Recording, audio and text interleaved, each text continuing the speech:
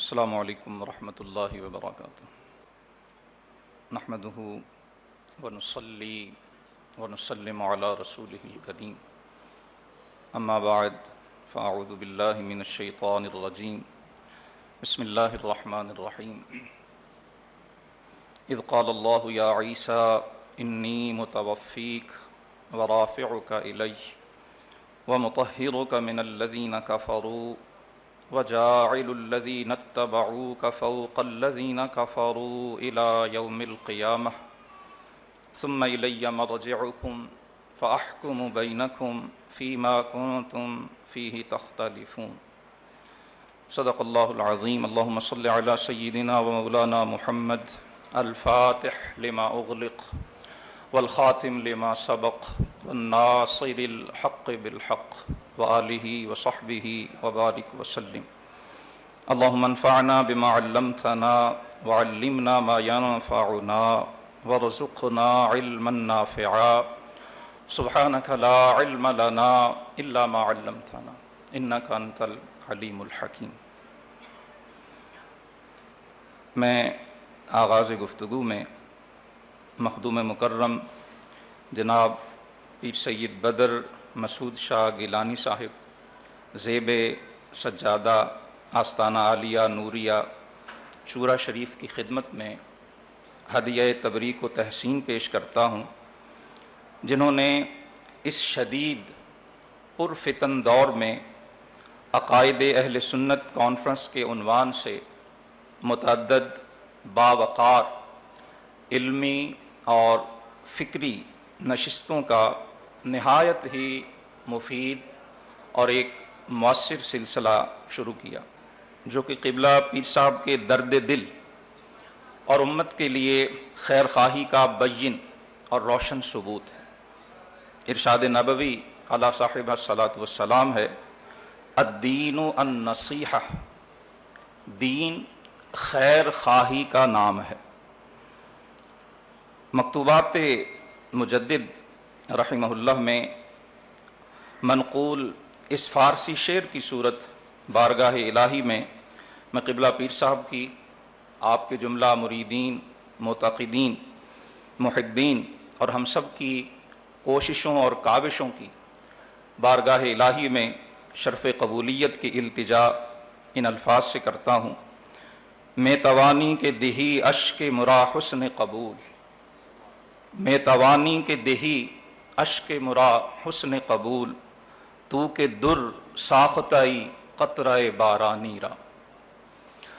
اللہ کی قدرتیں بڑی وسیع ہیں، اس کے کرم کی کوئی انتہا نہیں ہے، اور اہل دل کہتے ہیں کہ جو اللہ سبحانہ و تعالیٰ کا کرم اور اس کا فضل ہے، رحمت حق بہا نمی جویت، رحمت حق بہانہ می جویت۔ یہ کانفرنس بھی ایک بہانہ ہے رحمت حق کو اپنی طرف متوجہ کرنے کا۔ مکتوبات شریفہ کے فارسی شعر کا ترجمہ عرض کرتا چلوں۔ شاعر نے بڑی خوبصورتی سے بارگاہ الہی میں یہ عرض کی ہے کہ مولا، اگر تو چاہے تو میرے دکھ درد کے ان اشکوں کو، ان آنسوؤں کو اپنی بارگاہ میں قبول فرما سکتا ہے، اگرچہ میری کوششیں، میری کاوشیں اور میری ساری جد و جہد تیری بارگاہ میں پیش کرنے کے لائق تو نہیں، مگر تیرا کرم ہو تو قبولیت نصیب ہو سکتی ہے۔ کیوں؟ تو کہ در ساختائی قطرہ بارانی را، اللہ کی قدرت کو منظور ہو تو بارش کی چھینٹ سچا موتی بن جایا کرتی۔ وہ کریم و عظیم پروردگار جو ایک قطرہ بارانی کو کسی صدف اور کسی سیپ میں رکھ کے سچا موتی بنا سکتا ہے، وہ ہم گناہ گاروں کی کاوشوں کو شرف قبولیت عطا فرمائے تو بر کریمہ کارہا دشوار نیست۔ اللہ رب العزت مشائخ و عوام اہل سنت کو قبلہ پیر صاحب کی اس عمدہ کاوش کی مخلصانہ پیروی کی توفیق ارزانی فرمائے۔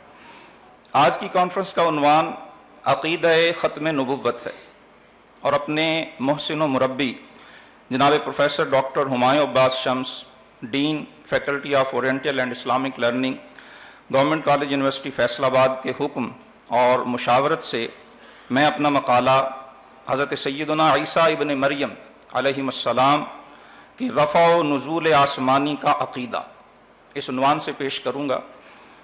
لیکن عنوان سے قبل بطور تمہید میں 3 نکات کی طرف ضرور اشارہ کرنا چاہوں گا، اور آپ تمام میرے معزز بزرگ بھائی، دوست، بہنیں، بیٹیاں جو تشریف لائے ہیں، میں صرف آپ کی توجہ چاہوں گا کہ اگر تھوڑی سی آپ توجہ رکھیں گے تو اس ساری جد و جہد، اس ساری کوشش، اس کا مقصود ہمارے ذہنوں تک اس عقیدے کی اہمیت، اور یاد رکھ لیں عقیدے کو مسموم کرنے کے لیے، زہر آلود کرنے کے لیے، ذہن سازی کرنے کے لیے، اور آج کی اصطلاح میں جسے برین واشنگ کہا جاتا ہے، کسی کے دماغ کو سادہ لفظوں میں کہہ لیں خراب کرنے کے لیے سب سے جو زہریلی چیز ہے وہ شک اور شبہ ہوا کرتا.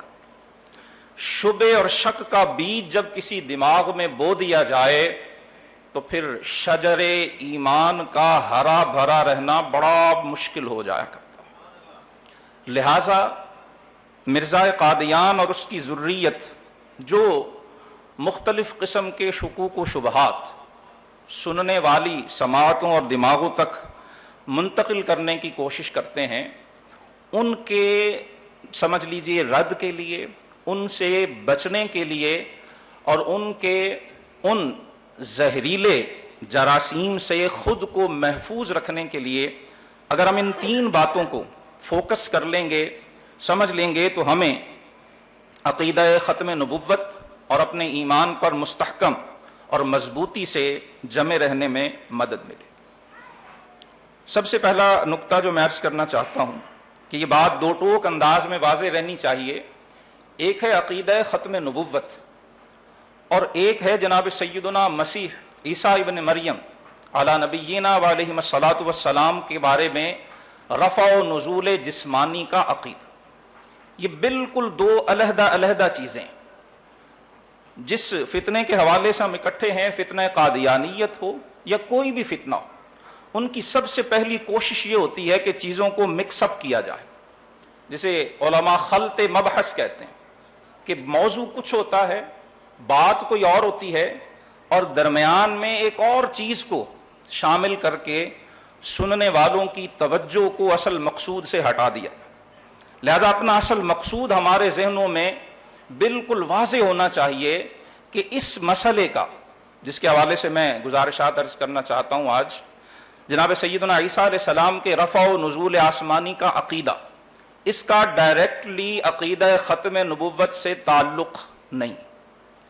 اور اگر بفرض محال، سپوز، بالفرض اگر جناب سیدنا عیسیٰ علیہ السلام کے رفع و نزول جسمانی کا عقیدہ، یا اسی سے جو دوسرا موضوع نکلتا ہے حیات مسیح علیہ السلام، اگر بالفرض وہ ثابت نہ بھی ہو سکے تب بھی رسول اللہ کی ختم نبوت پہ کوئی اثر نہیں پڑتا ہے. تب بھی رسول اللہ صلی اللہ علیہ وآلہ وسلم کا خاتم النبیین ہونا، خاتم المرسلین ہونا، آخر النبیین ہونا پھر بھی اسی طرح سے روشن، بین اور ثابت. اور جو پھر بھی عقیدہ ختم نبوت کا کسی بھی آڑ میں یا بہانے سے انکار کرتا ہے وہ دائرہ اسلام سے خارج قرار پاتا ہے.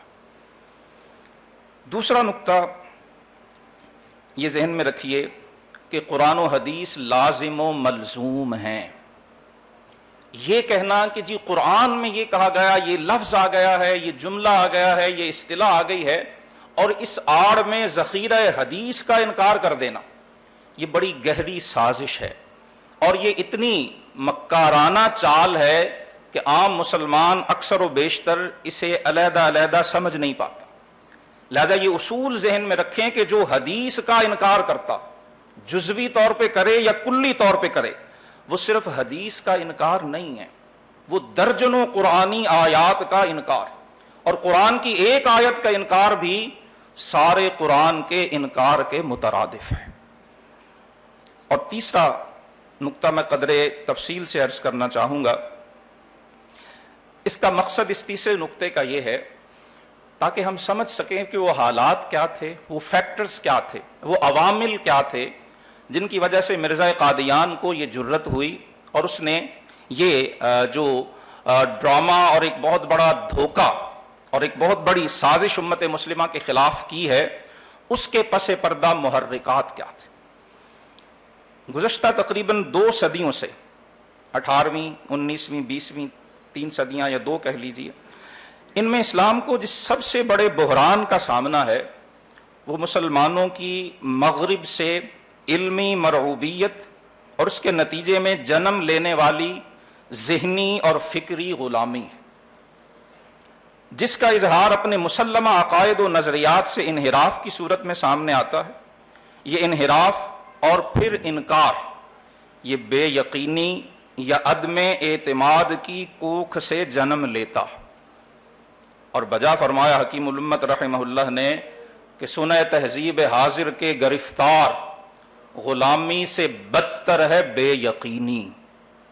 اور علامہ کو پردہ کیے بھی کم و بیش صدی ہونے کو آئی ہے، اندازہ لگا لیجئے کہ بے یقینی اور اپنے عقائد و نظریات پہ عدم اعتماد آج کس جو ہے وہ نہج اور کس انتہا کو پہنچا ہوا ہو سکتا ہے۔ اسلامی تاریخ کی ابتدائی صدیوں میں یونانی فلسفہ سے متاثر و مرعوب دانش برہانی نے اعتزال کے روپ میں دانش ایمانی اور امت کے اجماعی عقائد و نظریات سے جدا اور علیحدہ تشخص اپنایا، اور سیدنا حسن بصری سے لے کر جناب ابو منصور ماتریدی اور ابو الحسن اشعری سے ہوتے ہوئے امام رازی و غزالی رحمہم اللہ تعالی علیہم اجمعین، ان سب نے اس کے تدارک اور سد باب کا فریضہ بطریق احسن سر انجام دیا۔ اگر ہم ماضی قریب کا جائزہ لیں تو یہ حقیقت ابھر کر سامنے آتی ہے کہ یورپ میں 16ویں صدی عیسوی میں مارٹن لوتھر کے ورود، مارٹن لوتھر کی وفات جو ہے وہ 1546 عیسوی میں، اور پروٹیسٹنٹ فرقے کے غلبے کے بعد، پروٹیسٹنٹ یہ عیسائیوں کا بڑا معروف فرقہ ہے، پڑھنے لکھنے سے تعلق رکھنے والے احباب اس سے یقیناً واقف ہیں۔ اگر ہم ان ساری اصطلاحات اور شخصیات کے تعارف میں جائیں گے تو پھر بڑا طویل وقت ہوگا، یہ صرف میں اشارہ کرنا چاہ رہا ہوں۔ پروٹیسٹنٹ فرقے کے غلبے کے بعد ایک بڑی تبدیلی مغرب میں یہ آئی کہ الہامی کتب کی کثیر الجہتی تفسیر متروک ہوتی چلی گئی۔ الہامی کتب سے مراد تورات اور انجیل، اور کثیر الجہتی سے مراد ہے کہ ایک تورات کی جو آیت کہہ لیجئے، ایک تورات کا جو جملہ ہے، اس کے بارے میں مختلف جو تورات کے ماہرین ہیں ان کی رائے کیا ہے، مختلف ماہرین کی آراء کو سامنے رکھنے کی بجائے صرف ایک ہی رائے جو مارٹن لوتھر نے دی، وہی حتمی ہے، وہی قطعی ہے، وہی حرف آخر ہے، اور اس کے سوا کوئی دوسری جو انٹرپریٹیشن ہے، جو ایک طرح کی وضاحت ہے، جو تفسیر ہے بائبل کی، وہ قابل قبول نہیں ہوگی۔ یہ یورپ کے اندر باقاعدہ تحریک چلی اور جس نے یورپ کی عقل و دانش کو بے حد متاثر کیا۔ پھر اسی کے نتیجے میں انقلاب فرانس آتا ہے، اور انقلاب فرانس کے بعد پھر یورپ کے اندر جو مادی عروج اور جو ٹیکنالوجی کا عروج جو آج اپنے پورے پیک پر ہے، جب وہ ساری چیزیں رونما ہوتی ہیں تو مسیحی تصورات، اور یہاں یہ ذہن میں رہے کہ ہمارے ہاں جس خطہ زمین پہ آج ہم بیٹھے ہیں یہ انگریز کے قبضے میں ایک بڑا عرصہ رہا ہے، خصوصاً 20ویں صدی کے اندر، اور پھر جو مسیحی حکمرانوں، سلطنت برطانیہ اور اس کے اثرات کے نتیجے میں جو مسیحی تصورات اسلامی دنیا تک پہنچے، ان میں ایک تصور سکرپچرل ازم کا بھی ہے۔ سکرپٹ جسے ہم عربی میں متن کہہ دیتے ہیں، ٹیکسٹ، جیسے قرآن مجید کی آیت ہے وہ سکرپٹ کہلاتا ہے، متن کہلاتا ہے۔ سکرپچرل ازم جس کو صحیفہ پرستی یا متن پرستی کہا جاتا ہے، مسیحیت میں اس کا ایک بنیادی اصول 16 سکرپچرا ہے، جس کا معنی فقط صحیفہ یا صرف متن۔ میں اوپر اشارہ کر چکا کہ ان ٹرمنالوجیز اور ان اصطلاحات کا مقصد یہ تھا کہ جو کچھ صرف بائبل کا ٹیکسٹ ہے اس کو ہم مانیں گے، اس کی جو بھی انٹرپریٹیشن کسی نے بھی کی ہے، بھلے وہ جناب مسیح علیہ السلام کی طرف بھی منسوب ہو، ہم اس کو تسلیم نہیں کریں گے۔ یہ عیسائی دنیا کے اندر باقاعدہ ایک اسکول آف تھاٹ کہہ لیجئے، ایک ٹرمنالوجی اور ایک اصطلاح جو ہے وہ متعارف ہوئی۔ ان مسیحی تصورات سے متاثر اور مرعوب ہو کر مسلمان کہلانے والے دانشوروں نے تفسیری مآخذ میں سے قراءات قرآنیہ، احادیث نبویہ، شان نزول کی روایات، صحابہ کرام علیہم الرضوان کے تفسیری اقوال اور اجماع امت کو قابل اعتراض اور غیر الہامی قرار دے کر مسترد کرنے کا رجحان اپنایا۔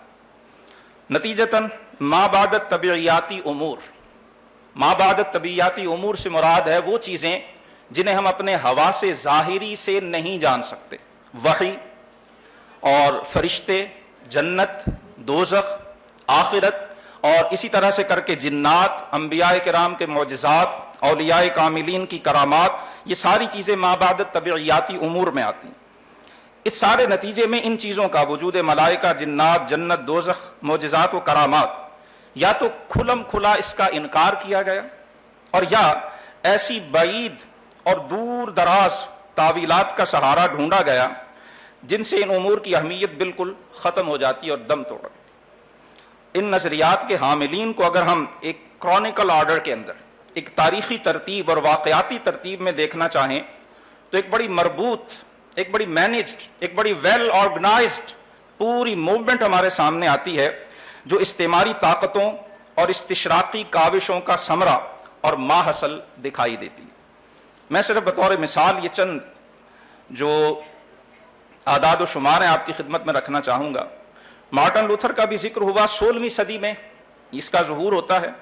انقلاب فرانس 18ویں صدی کے آخر میں 1794 کے راؤنڈ اباؤٹ جو ہے وہ دنیا دیکھتی ہے۔ اور ادھر اگر ہم بر صغیر کی طرف اب آئیں، ان کے اثرات، سر سید احمد خان 1898 میں وفات۔ کیا نظریات تھے؟ تفصیل میں جائیں تو وہ ایک الگ سیمینار اور اس پہ بہت کچھ لکھا گیا۔ قبلہ ڈاکٹر ہمایوں صاحب تشریف فرما ہیں، آپ کے ساتھ بیٹھ کر، آپ سے سن کر، آپ کی صحبت میں بہت کچھ اس حوالے سے پڑھنے کا، سیکھنے کا موقع ملا۔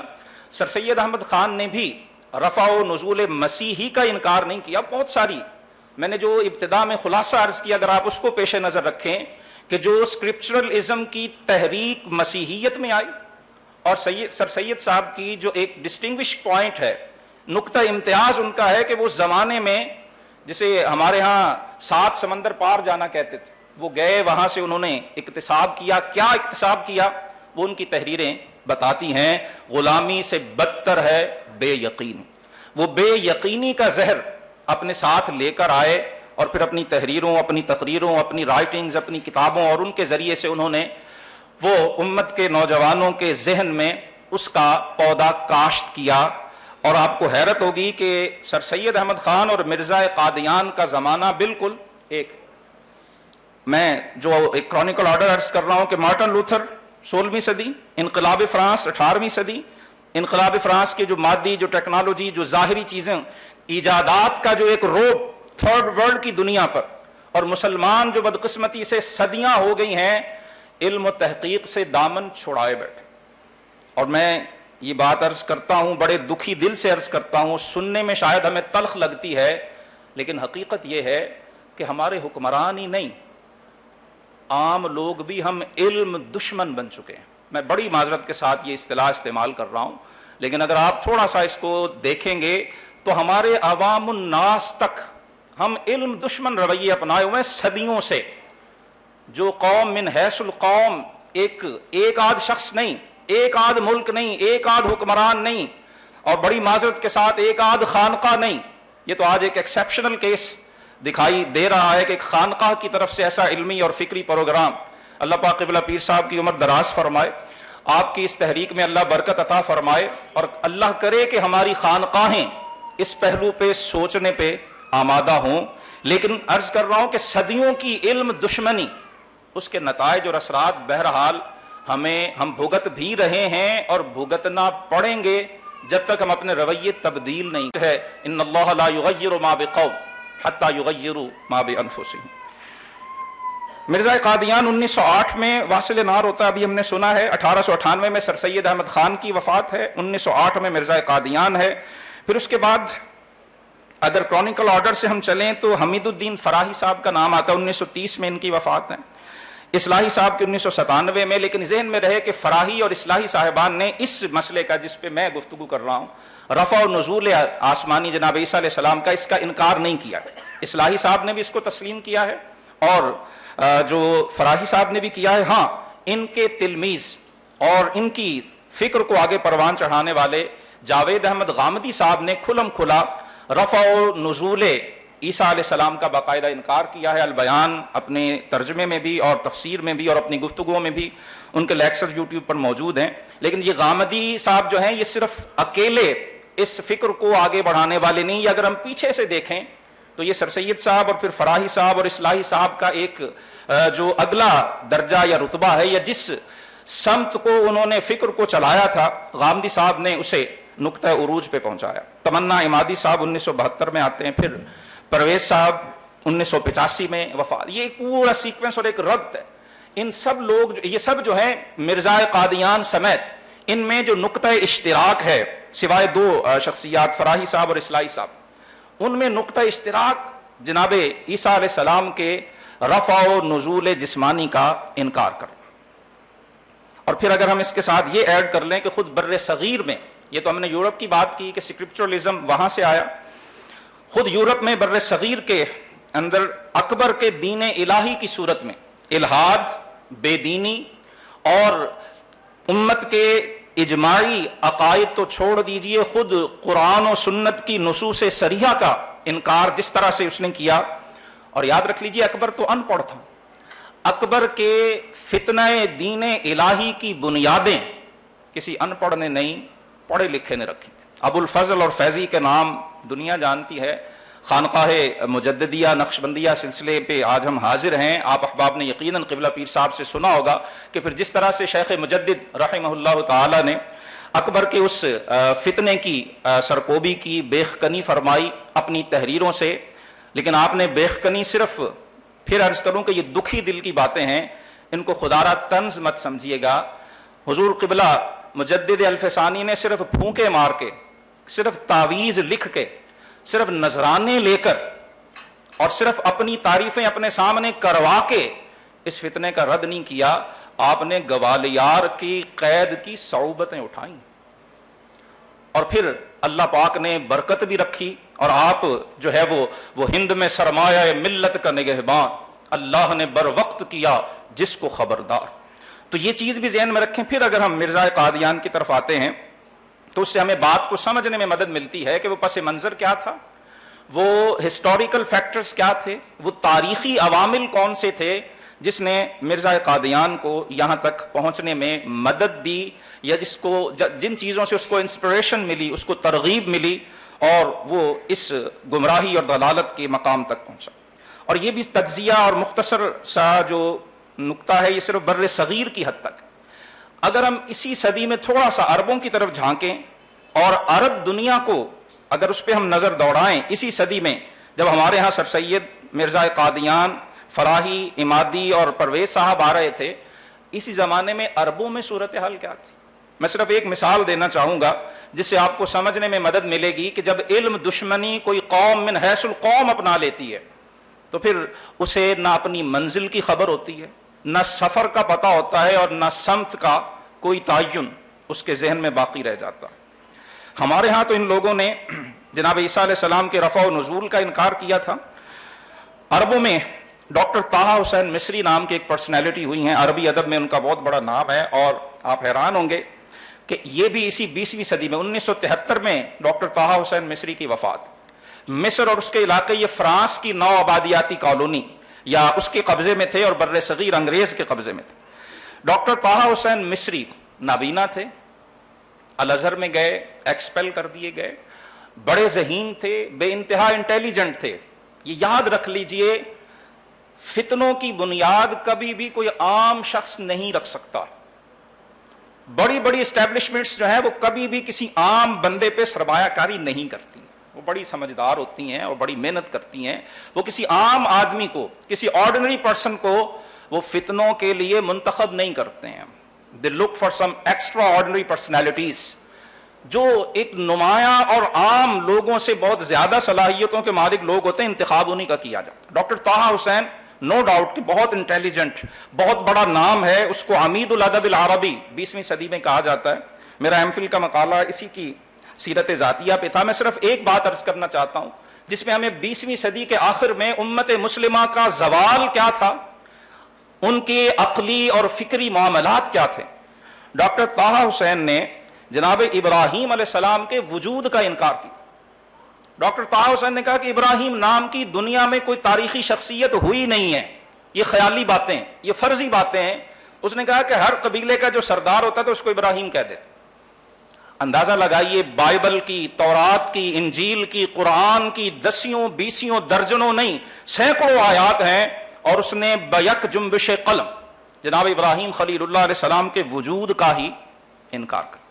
یہ وہ عقلی اور فکری ایک جو سمجھ لیجئے فریم تھا، تناظر تھا، جس میں بر صغیر میں قادیان کے اندر اس فتنے نے جنم لیا. اس سے یہ بات واضح ہو جاتی ہے کہ مسلمان کہلانے والے متجددین نے مغرب کی حد سے بڑی ہوئی علمی اور فکری مرعوبیت کی بنا پر جن مسلمات کا انکار کیا، ان میں سے ایک جناب عیسیٰ علیہ السلام کے بارے میں مسلمانوں کے رفع و نزول کا عقیدہ بھی. اور یہ انکار سراسر گمراہی اور بے دینی پر مشتمل ہے. اور آج کے علماء و مشائخ اور اہل فکر و دانش کا اولین فرض ہے کہ وہ امت کو اس فکری مرعوبیت اور ذہنی غلامی سے نجات دلا کر ایمان حقیقی سے روشناس کرائیں، جس کی بنیادی شرط یہ ہے بمصطفیٰ برساں خویش را کہ دیں ہم اوست گر بہو نہ رسیدی تمام بو لہبیست. ہمارے بر صغیر کے ایک بہت بڑے عربی کے شاعر علامہ غلام علی آزاد بلگرامی ہوئے ہیں. انہوں نے ایک نسخہ دیا ہے اس بے یقینی اور شک کو ختم کرنے کا. آپ لکھتے ہیں وغبارها المحسوس فوق ہوائها کحل الیقین لمقلۃ المتردد. غلام علی آزاد بلگرامی مدینہ طیبہ کی نورانیتوں اور طلعتوں کا ذکر کرتے ہوئے کہتے ہیں کہ مدینے کی تو کیا ہی بات ہے، مدینے کی ہواؤں میں جو غبار ہے نا، وہ غبار بھی جو شک اور شبہ کا مارا ہوا ہے اس کی آنکھوں میں سرمہ یقین کا کام دیتا ہے. غلام علی آزاد بلگرامی کا زمانہ پہلے کا ہے، حکیم الامت بعد میں آئے ہیں، اور کیا خوبصورت ترجمانی کی ہے. خیرہ نہ کر سکا مجھے جلوہ دانش فرنگ، سرما ہے میری آنکھ کا خاک مدینہ و نجف. جب تک یہ سرما آنکھوں میں نہ ہو تب تک انسان شک کے زہر سے بچ نہیں سکتا. اس مقالے کے 3 حصے ہیں. پہلا حصہ رفع سے متعلق دلائل ہیں، وقت ہے. دوسرا حصہ نزول سے متعلق دلائل ہیں، اور تیسرا حصہ رفع و نزول میں کے بارے میں مرزائیوں اور متجددین. یہ ذہن میں رکھیں، مرزائیوں کے ساتھ ساتھ جب تک آج کی اصطلاح میں جیسے فیسیلیٹیٹرز کہتے ہیں، سہولت کار، جو مرزائیوں کے لیے سہولت کاری کا کام دے رہے ہیں وہ مرزائیوں سے زیادہ خطرناک ہے. کہ مرزائی تو کھلم کھلا مرزائی ہیں، اور اللہ تعالیٰ ہمارے اسلاف کی درجات بلند کرے.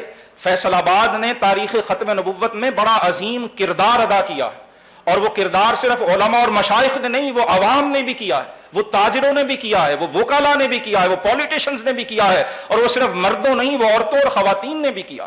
اللہ پاک ان شہداء ختم نبوت کے درجات بلند فرمائے کہ جنہوں نے اپنی جانوں کا نذرانہ دے کر، اپنے خون کی بوندوں سے جنہوں نے عقیدہ ختم نبوت کی حفاظت کی ہے. اور یاد رکھ لیجئے، تاریخ یاد انہی کو رکھتی ہے جو اپنے عقیدے یا اپنی دھرتی کا دفاع خون کی بوندیں دے کے کر سکے. جو جرت و بہادری اور شجاعت کی داستان آج فلسطین کی مائیں، بہنیں، بیٹیاں، جوان اور بوڑھے رقم کر رہے ہیں، تاریخ اسے کبھی فراموش نہیں کر سکے گی، اور انشاءاللہ اس کے اثرات ہم دیکھ رہے ہیں. تو بہرحال متجددین جو ہے ہم ان کے بارے میں اجمالاً ذکر کریں گے، انہیں ضرور ذہن میں رکھنا چاہیے. پہلے ہم رفع و نزول سے متعلق امت مسلمہ کا اجماعی اور متفق علیہ عقیدہ ذکر کریں گے، اور پھر اس کے دلائل انشاءاللہ عرض کیے جائیں گے. اجماعی عقیدہ کیا ہے؟ یہ صرف 2 لائنیں ہیں، ان کو آپ نے اپنے دل کی تختی پہ لکھ لینا. حضرت عیسیٰ علیہ السلام کو اللہ پاک نے جسم مار روح زندہ آسمان پہ اٹھایا، اور قریب قیامت آپ دوبارہ زمین پر تشریف لائیں گے. یہ کنکلوژن، یہ اختصار کے ساتھ صرف جو عقیدہ ہے جس پہ کوئی اختلاف نہیں. 14 صدیوں میں مسلمانوں کا اس بارے میں کوئی اختلاف نہیں رہا. حضرت عیسیٰ ابن مریم علی نبینا وعلیہ الصلاۃ والسلام، آپ کو اللہ پاک نے جسم مار روح، صرف روح نہیں، جسم مار روح زندہ آسمان پہ اٹھایا، اور قریب قیامت آپ دوبارہ زمین پر تشریف لائیں گے۔ یہ عقیدہ تمام کتب عقائد میں مذکور ہے، میں یہاں پر صرف امام ابو جعفر احمد بن محمد بن سلامہ الطحاوی رحمہ اللہ تعالی، آپ کا سال وفات 321 ہجری ہے، یہ چوتھی صدی ہجری کی بڑی عظیم علمی شخصیت ہیں۔ اگر ہم ان کے تعارف میں جائیں گے تو بڑا طویل وقت درکار ہے، آپ اہل علم سے دریافت کر سکتے ہیں۔ آپ کے شورۂ آفاق کتاب عقیدہ طحاویہ سے میں صرف ایک اقتباس پیش کروں گا۔ امام طحاوی رحمہ اللہ کا یہ مختصر رسالہ جو صرف 130 جملے ہیں، اس میں کتنے جملے جی؟ 130 جملوں میں انہوں نے اہل سنت و جماعت کے اصول عقائد کو بیان کر دیا۔ اہل سنت و جماعت کے عقائد کے اصول کیا ہیں؟ فروعیات میں تو پھر ہر زمانے میں نئے فتنے، جیسے اب یہ فتنہ ہے، اس طرح کی چیزیں، لیکن جو اصول عقائد ہیں وہ امام طحاوی رحمہ اللہ نے 130 جملوں میں ذکر کر دی۔ اور یہ رسالہ صدیوں سے تمام عالم اسلام میں شرق تا غرب، عرب تا عجم اپنی ثقاہت، جامعیت اور اختصار کی بنا پر مقبول و متداول۔ درجنوں شروحات لکھی گئیں۔ جامعات سے مراد ہمارے یہ ایک ایک مرلے کے مدرسے نہیں، بڑی معذرت کے ساتھ ہم نے اپنے اوپر جو ظلم کیے ہیں ان میں سے ایک ظلم یہ بھی ہے کہ عربی کی بڑی وسیع اور بین الاقوامی اصطلاحات کو ہم نے اپنے گلی محلے سے بھی نیچے لے جا کے اپنے ذہنوں کو اس کے ساتھ جوڑ لیا۔ ہم جب جامعہ کا لفظ بولتے یا سنتے ہیں تو ہمارے ذہنوں میں وہ گلی گلی کی نکڑ پر کھلے ہوئے جامعات ہیں۔ جامعہ عربی میں یونیورسٹی کے معنی میں استعمال ہوتا ہے۔ بڑی بڑی یونیورسٹیز کے اندر، بڑے بڑے انسٹیٹیوشنز کے اندر، مدارس میں، معاہد میں یہ کتاب اور رسالہ شامل نصاب۔ میرے پاس اس کی ایک مختصر انگریزی شرح ہے جو امریکہ کے ایک نو مسلم عالم شیخ حمزہ یوسف نے تحریر کی ہے، وہ ابھی حیات ہیں، اور یہ 2007 میں کیلیفورنیا میں ان کے قائم کردہ زیتونہ انسٹیٹیوشن سے شائع ہوئی۔ اور جو شیخ حمزہ یوسف ہیں یہ نو مسلم تھے، عیسائی تھے، اور عیسائی کے بعد پھر انہوں نے اسلام قبول کیا، اور اسلام قبول کرنے کے بعد جو شیخ حمزہ یوسف نے کام کیا اور ہم نہیں کرتے اور کر پاتے، انہوں نے پھر دین کو سیکھا، باقاعدہ پڑھا۔ ان کا جو ہے اپنی کنورژن کا اور اسلام قبول کرنے کا وہ یوٹیوب پہ ان کا آپ سرچ کریں گے تو وہ خود اپنی تفصیلات بتاتے ہیں کس طرح انہوں نے اسلام قبول کیا، اور اسلام قبول کرنے کے بعد وہ نیٹو امریکن ہیں، ان کی بنیادی زبان جو ہے وہ انگریزی ہے، لیکن انہوں نے عرب علماء کے پاس جا کر باقاعدہ دین کے علوم حاصل کیے۔ اور اب اگر آپ ان کا جمعے کا جو بے شمار خطبات ان کے یوٹیوب پر سوشل میڈیا پہ موجود ہیں، one of the most popular scholars amongst the converted Muslims in America and in Europe, اگر آپ وہ سنیں، ان کی عربی سن کر انسان حیرت کا شکار ہوتا ہے کہ کیا یہ کوئی امریکن ہے یا کوئی نیٹو عرب، اصل اور اوریجنل عرب کی طرح ماشاءاللہ وہ عربی بولتے ہیں، جو انہوں نے اپنی محنت، اپنی لیاقت اور اپنی جد و جہد سے حاصل کی۔ ان کی یہ کتاب جو شرح ہے طحاویہ کی، وہ عرض کی میں نے دیکھی، اور ان کی اس ٹرانسلیشن کو کوٹ یہاں کرنے کا مقصد یہ ہے کہ ہمارے ہاں کچھ لوگ یہ تاثر دیتے ہیں کہ پاکستان والے تو پتہ نہیں کس ملک میں رہتے ہیں، امریکہ اور کینیڈا میں رہنے کے لیے ضروری ہے کہ نئے عقائد گھڑے جائیں، اور پرانے عقائد کا انکار کیا۔ جب تک یہ نہیں کریں گے تو پھر دیکھیں اسلام کیسے پھیلے گا۔ اسلام کو پھیلانے کی آڑ میں اجماعی عقائد کا انکار ہمارے تھرڈ ورلڈ کے وہ اسکالرس اور وہ روشن خیال مفکرین کرتے ہیں کہ جنہیں پتا ہے کہ اگر جاننے والا کوئی ملے گا تو اسے پھنسانا ہمارے لیے مشکل ہوگا، اس لیے وہ انجان لوگوں کو شکار بناتے ہیں۔ لیکن جو جاننے والے وہاں بھی موجود ہیں، جو اصل کی طرف رجوع کرتے ہیں، وہ آج بھی الحمدللہ امریکہ، کینیڈا، یورپ اور وہاں کے رہنے والے مسلمان اور خصوصاً جو ینگسٹرز ہیں، جو نوجوان ہیں، میں صدمے اور دکھ سے کہنا چاہوں گا کہ وہ ہمارے نوجوانوں سے زیادہ ویل اویئرڈ ہیں اباؤٹ دیئر ریلیجن، اپنے دین کے بارے میں وہ ہمارے نوجوانوں سے زیادہ حساس بھی ہیں، ہمارے نوجوانوں سے زیادہ باخبر بھی ہیں، اور ہمارے نوجوانوں سے زیادہ باشعور بھی۔ شیخ حمزہ یوسف کی یہ جو مختصر شرح ہے، اس میں امام طحاوی کا ایک جملہ جو ہمارے موضوع سے متعلق ہے وہ عرض کر رہا ہوں۔ امام طحاوی رحمہ اللہ لکھتے ہیں وَنُؤْمِنُ بِأَشْرَاطِ السَّاعَةِ مِنْهَا خُرُوجُ الدَّجَّالِ وَنُزُولُ عِيسَى ابْنِ مَرْيَمَ عَلَيْهِمَ السَّلَامُ مِنَ السَّمَاءِ۔ آپ فرماتے ہیں، امام طحاوی رحمہ اللہ کے الفاظ ہیں کہ ہم قیامت کی تمام نشانیوں پہ ایمان رکھتے ہیں جو قرآن نے بھی بیان کی اور جو زبان محمد سے ادا ہوئی، اور انہی میں سے خروج دجال کا نکلنا، یہ بھی احادیث صحیحہ میں ذکر کیا گیا، اور یہ بھی ہمارے بنیادی عقائد میں سے۔ اور یہ ذہن میں رکھیں، دجال کے بارے میں جتنی احادیث ہیں، جتنی ڈسکشنز ہیں، جتنی بحث ہے، وہ نزول عیسیٰ کے بغیر پوری ہی نہیں ہوتی ہے۔ صرف پھر رفع و نزول عیسیٰ علیہ السلام کا انکار نہیں کرنا پڑے گا، پھر دجال کا بھی انکار کرنا پڑے گا۔ ان میں سے ایک دجال بھی ہے۔ وہ نزول عیسیٰ ابن مریم، چوتھی صدی ہجری کے اندر امام طحاوی رحمہ اللہ پوری امت کا اجماعی عقیدہ لکھ رہے ہیں کہ ہم جناب عیسیٰ ابن مریم علیہ السلام، یہ ابن مریم ساتھ ضرور لکھا، کہا اور پڑھا کریں، کیونکہ قادیانی جناب عیسیٰ علیہ السلام کو حضرت صرف مریم کا بیٹا بھی تسلیم نہیں کرتے، وہ نعوذ باللہ جناب مریم سے آپ کی معجزانہ ولادت کا بھی انکار کرتے۔ لہذا اسی وجہ سے جو محتاط اور اہل دانش اور جو فتنے کی جڑوں پر نظر رکھنے والے علماء ہیں، وہ جناب عیسیٰ کے ساتھ ابن مریم ضرور لکھتے ہیں، اور قرآن حکیم نے بھی جناب عیسیٰ علیہ السلام کے ساتھ ابن مریم کو ضرور ذکر فرمایا، لہذا اسے بھی ہمیں اپنے پیش نظر رکھنا چاہیے۔ امام طحاوی نے عیسیٰ ابن مریم علیہ السلام فرمایا، ان کا آسمان سے نازل ہونا یہ بھی قیامت کی علامات میں سے۔ یہ عقیدہ تھا، اس کے دلائل کیا ہیں؟ یاد رکھیے، آج اس 20ویں صدی میں جب ہم فریڈم آف سپیچ کے زمانے میں رہ رہے ہیں، آلتو کہ فریڈم آف سپیچ بھی یہ صرف ایک نعرہ ہے، اور یہ صرف اور صرف لوگوں کو اور مسلمانوں کو بہکانے، ورغلانے اور ان کو پریشرائز کرنے کا ایک ٹول اور ایک ہتھیار ہے۔ جو فریڈم آف سپیچ کا سب سے زیادہ اظہار کرتے ہیں، آج وہ یونیورسٹی آف کولمبیا کے اندر اسی طرح چھاپے مار رہے ہیں جیسے پنجاب پولیس چھاپے مارتی ہے، اور اسی طرح لوگوں کو گھسیٹ کے لے جایا جا رہا ہے جو پرامن احتجاج کر رہے ہیں۔ مشرق کے لیے، مسلمانوں کے لیے، پاکستان کے لیے فریڈم آف سپیچ کا جو ہے وہ کوڑا ہے، اور خود جو مرضی وہ کریں، انہیں کوئی کچھ نہیں کہہ سکتا، کیونکہ ہم بھکاری کی حیثیت رکھتے ہیں، اور بھکاریوں کی نہ کوئی رائے ہوتی ہے، نہ عقیدہ ہوتا ہے، اور نہ کوئی نقطہ نظر ہوا کرتا ہے۔ مجھے پرچی مل چکی ہے، میں اختصار کے ساتھ صرف دلائل کا ذکر کر لوں گا، اگر ممکن ہوا یہ چھپ گیا تو یہ آپ کی خدمت تک پہنچ پائے گا۔ سب سے پہلی دلیل سورہ آل عمران کی آیہ نمبر 55 ہے، جو ہم نے خطبہ میں بھی سنی۔ ارشاد ربانی ہے کہ رسول مکرم یاد کیجئے جب اللہ نے فرمایا، اے عیسیٰ، بے شک میں آپ کی عمر پوری کرنے والا ہوں، اور آپ کو اپنی طرف اٹھانے والا ہوں، اور آپ کو کافروں کے بہتان سے پاک کرنے والا ہوں، اور آپ کے پیروکاروں کو دلائل کے ذریعے قیامت تک کافروں پر فوقیت دینے والا ہوں، اور پھر تم سب کو میری ہی طرف لوٹ کے آنا ہے، پھر میں تمہارے درمیان اس چیز کا فیصلہ کروں گا جس میں تم اختلاف کرتے تھے۔ ایک یہ آیت وَرَافِعُكَ إِلَيْهِ بڑی وضاحت کے ساتھ اس میں مذکور ہے، اس کی تفصیلات میں ہم نہیں جائیں گے کیونکہ وقت ختم ہو چکا ہے۔ دوسری جو دلیل ہے رفع کے حوالے سے،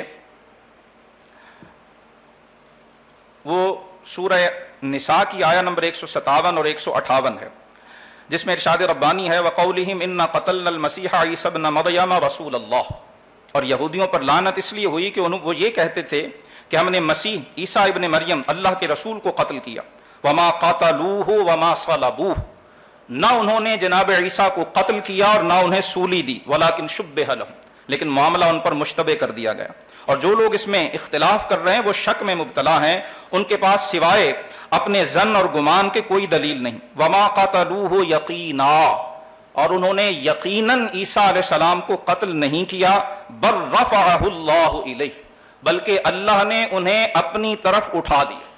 وَكَانَ اللَّهُ عَزِيزًا حَكِيمًا، اور اللہ غالب حکمت والا ہے۔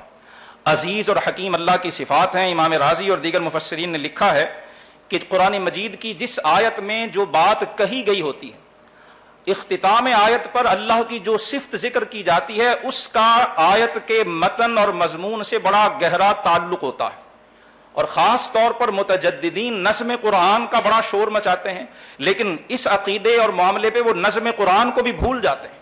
نظم قرآن میں جناب عیسیٰ علیہ السلام سے قتل اور سولی کی تردید کی گئی، وما قتلوہ یقینا، قرآن کے الفاظ ہیں، اور پھر اس کے بعد وکان اللہ عزیزا حکیما، آسمانوں پہ کیسے چلے گئے، اتنی صدیاں بیت گئیں، کھاتے کیا ہوں گے، پیتے کیا ہوں گے، رہتے کیسے ہوں گے، دوبارہ کیسے آئیں گے، ہاؤ اٹس پاسبل، عقل نہیں مانتی، تجربہ مشاہدہ اس کی تصدیق نہیں کرتا۔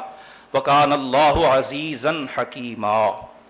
آیت کا آخری جملہ یہ صفات باری تعالیٰ ہر مشکوک، ہر متشکک اور متردد ذہن کو جواب دے رہی ہیں کہ جو باتیں، جو کام، جو چیزیں انسان کے لیے ناممکن ہیں، اللہ العزیز کے لیے کچھ بھی ناممکن نہیں۔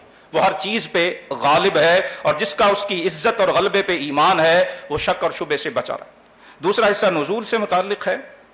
نزول سے متعلق سورہ نساء کی آیہ نمبر 159 ہے۔ پہلی دلیل وَإِن مِّنْ أَهْلِ الْكِتَابِ إِلَّا لَيُؤْمِنَنَّ بِهِ قَبْلَ مَوْتِهِ وَيَوْمَ الْقِيَامَةِ يَكُونُ عَلَيْهِمْ شَهِيدًا۔ سورہ نساء آیہ 159۔ اور اہل کتاب میں سے ہر شخص اس کی موت سے پہلے ضرور اس پر ایمان لے آئے گا، اور قیامت کے دن عیسیٰ علیہ السلام ان پر گواہ ہوں گے۔ مفسرین نے لکھا ہے کہ یہاں جس کی موت کا ذکر ہے اس سے مراد حضرت عیسیٰ علیہ السلام ہیں، اور آپ قریب قیامت تشریف لائیں گے، اور آپ کے دنیا سے جانے سے پہلے جو آپ کی موت کا حقیقی وقت ہے اس سے پہلے یہودی اور عیسائی وہ سب آپ پر ایمان لے آئیں گے۔ اسی طرح سے سورہ زخرف کی آیہ نمبر 61، یہ بھی جناب عیسیٰ علیہ السلام کے نزول جسمانی کے بارے میں واضح دلیل ہے جو قرآن نے ذکر کی۔ نزول کی پہلی دلیل سورہ نساء آیہ 159، اور دوسری دلیل سورہ زخرف آیہ نمبر 61 ہے، وَإِنَّهُ لَعِلْمٌ لِلسَّاعَةِ فَلَا تَمْتَرُنَّ بِهَا وَاتَّبِعُونِ۔ اور بے شک وہ جناب عیسیٰ علیہ السلام اور خصوصاً آپ کا قریب قیامت دنیا میں تشریف لانا یہ قیامت کی نشانیوں اور علامات میں سے ایک اہم نشانی ہے۔ تیسری دلیل سورہ آل عمران کے آیہ نمبر 46 ہے، وَيُكَلِّمُ النَّاسَ فِي الْمَهْدِ وَكَهْلًا وَمِنَ الصَّالِحِينَ، جس میں جناب عیسیٰ علیہ السلام کا یہ معجزہ بتایا گیا کہ انہوں نے بچپن میں پنگھوڑے میں بھی گفتگو کی لوگوں سے، اور وہ بڑھاپے میں بھی گفتگو کریں گے۔ کہل علماء عرب کہتے ہیں 40 سے 60 سال کی عمر کو کہتے ہیں۔ 33 سال کی عمر میں جناب عیسیٰ علیہ السلام کا رفع ہوا، ہزاروں سال بعد جب اللہ کو منظور ہوگا، جیسے جناب رسول کریم علیہ الصلوۃ والتسلیم نے فرمایا آپ تشریف لائیں گے تو عمر مبارک اتنی ہی ہوگی جتنی رفع کے وقت تھی۔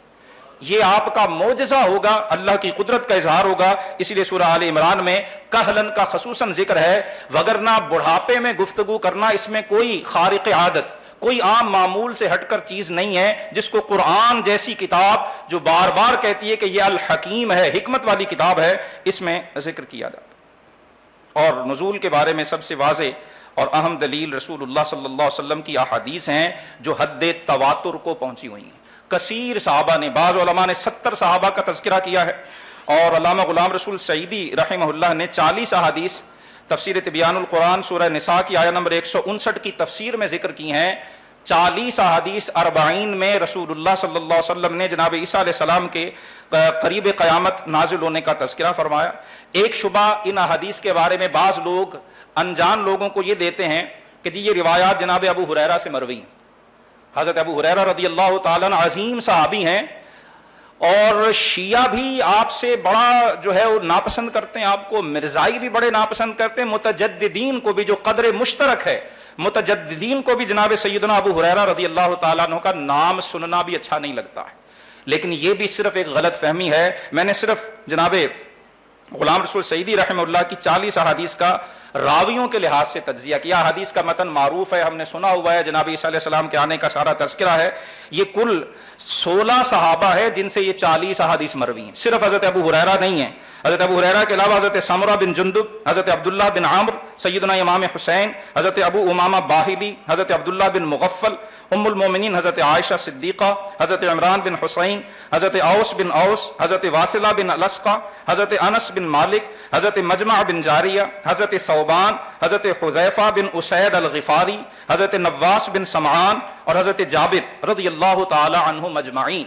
یہ صرف ان 40 احادیث کے راوی ہیں۔ بقیہ علامہ ابن کثیر اور کئی علماء نے جو دیگر احادیث ذکر کی ہیں، ان کے علاوہ بھی کئی صحابہ ہیں جن سے نزول مسیح کی جو روایات اور احادیث نبویہ ہیں وہ روایت کی گئی ہیں۔ لہٰذا یہ صرف اور صرف ڈھکوسلا، غلط بیانی اور کھلا جھوٹ اور افتراء ہے کہ نزول مسیح کی روایات صرف جناب سیدنا ابو ہریرہ رضی اللہ تعالیٰ عنہ سے مروی ہیں، اگرچہ اہل ایمان کے لیے سیدنا ابو ہریرہ رضی اللہ تعالیٰ عنہ کی روایات بھی ہماری سر اور آنکھوں پہ ہیں، ہمارے لیے وہ سرمہ یقین ہیں، لیکن صرف وضاحت کے لیے یہ چند باتیں عرض کر دی۔ آخر میں پھر دعا گو ہوں، اللہ پاک قبلہ پیر صاحب کی اور آپ کے مریدین کی اس علمی اور فکری کاوش کو اپنی بارگاہ میں قبول فرمائے، اور ہمیں اس پرفتن دور میں اہل علم سے اور اہل نظر سے اپنے رابطوں کو مضبوط کرنے کی توفیق عطا فرمائے۔ وآخر دعوایا ان الحمد للہ رب العالمین۔